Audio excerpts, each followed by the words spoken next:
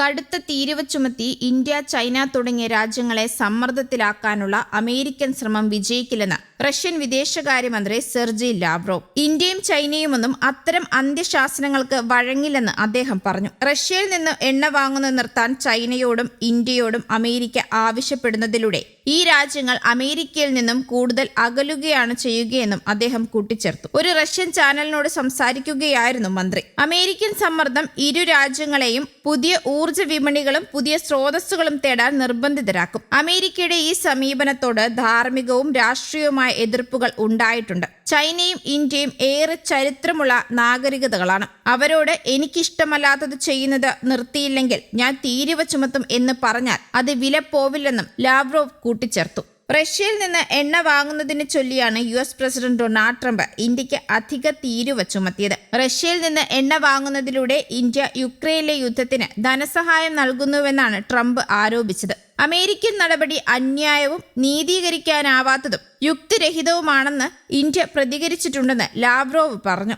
രാജ്യത്തിന്റെ ഊർജ്ജ സംഭരണം ദേശീയ താൽപര്യങ്ങളെ അടിസ്ഥാനമാക്കിയാണ് ഇന്ത്യ നിലപാട് സ്വീകരിച്ചതെന്നും ലാവ്റോവ് ചൂണ്ടിക്കാട്ടി. അതേസമയം റഷ്യയിൽ നിന്ന് എണ്ണ വാങ്ങുന്നതിൽ ചൈനയ്ക്ക് മേൽ അധിക തീരുവ ചുമത്താനുള്ള നീക്കം ട്രംപ് ഭരണകൂടം നടത്തിയിട്ടുണ്ടെങ്കിലും ഇതുവരെ ചുമത്തിയിട്ടില്ല. റഷ്യയ്ക്ക് മേൽ പുതിയ ഉപരോധങ്ങൾ ഏർപ്പെടുത്തുമെന്ന ഭീഷണിയെ വകവയ്ക്കുന്നില്ലെന്നും ലാവ്റോവ് പറഞ്ഞു. സത്യം പറഞ്ഞാൽ റഷ്യയ്ക്ക് മേൽ പുതിയ ഉപരോധങ്ങൾ ഏർപ്പെടുത്തുന്നതിൽ ഞാൻ ഒരു പ്രശ്നവും കാണുന്നില്ല. ഡൊണാൾഡ് ട്രംപ് പ്രസിഡന്റ് ആയിരുന്ന ആദ്യ അവസരത്തിൽ തന്നെ അത്ഭുതപൂർവമായ ഉപരോധങ്ങൾ ഏർപ്പെടുത്തിയിരുന്നു. പാശ്ചാത്യ രാജ്യങ്ങൾ ഈ ഉപരോധങ്ങൾ ഏർപ്പെടുത്തിയ സാഹചര്യത്തിൽ നിന്ന് ഞങ്ങൾ പാഠങ്ങൾ ഉൾക്കൊള്ളാൻ തുടങ്ങിയിട്ടുണ്ട്. പിന്നീട് ജോ ബൈഡൻ പ്രസിഡന്റ് ആയിരുന്നപ്പോഴും ഉപരോധങ്ങൾ ഉപയോഗിച്ചു. ഞങ്ങൾ ഒരു ഒത്തുതീർപ്പിനും ശ്രമിച്ചിട്ടില്ലെന്നും അദ്ദേഹം കൂട്ടിച്ചേർത്തു. ഇന്ത്യയിൽ നിന്നും US ഇറക്കുമതി ചെയ്യുന്ന ഉൽപ്പന്നങ്ങളുടെ മേൽ 25% നികുതിയാണ് ട്രംപ് ആദ്യം പ്രഖ്യാപിച്ചത്. ഇതിന് പിന്നാലെയാണ് ഓഗസ്റ്റ് 27 മുതൽ 25% കൂടി നികുതി ഏർപ്പെടുത്തിയത്. ഇതോടെ ഇന്ത്യയുടെ മേലുള്ള തീരുവ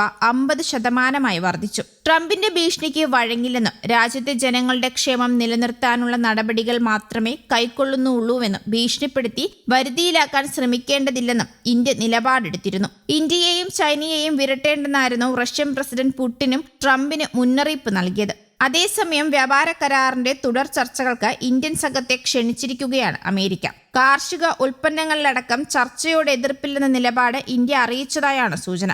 തീരുവ ചുമത്തിയുള്ള ഭീഷണിക്കൊടുവിൽ നരേന്ദ്രമോദിയെ ഡൊണാൾഡ് ട്രംപ് വിളിച്ചത് അമേരിക്ക നിലപാട് മാറ്റുന്നു എന്ന സൂചനയായാണ് ഇന്ത്യ കാണുന്നത്. ഇന്ത്യ അമേരിക്ക ചർച്ചയിൽ വ്യാപാര കരാറിനുള്ള നീക്കങ്ങൾ ഊർജിതമാക്കാനാണ് ധാരണയിലെത്തിയത്. കാർഷിക ഉൽപ്പന്നങ്ങളിൽ ഇന്ത്യ നിലപാട് മാറ്റിയിട്ടില്ല എന്നാണ് സൂചന. ജനിതക മാറ്റം വരുത്തിയ ചോളം ഇന്ത്യ വാങ്ങണമെന്ന ആവശ്യം US ആവർത്തിച്ചിട്ടുണ്ട്. എല്ലാ വിഷയങ്ങളും ചർച്ച ചെയ്യാമെന്നാണ് ഇന്ത്യ മറുപടി നൽകിയത്. റഷ്യയിൽ നിന്ന് എണ്ണ വാങ്ങുന്നതും ഇന്ത്യ അമേരിക്ക കരാർ കൂട്ടിക്കുഴയ്ക്കരുത് എന്നാണ് ഇന്ത്യ ഇന്നലെ നിർദ്ദേശിച്ചത്. എന്നാൽ എണ്ണ വാങ്ങുന്നതിനുള്ള ഇരട്ട തീരുവ പിൻവലിക്കുമോ എന്നതിൽ ഇപ്പോൾ വ്യക്തതയില്ല. News desk Kerala Kaumudi.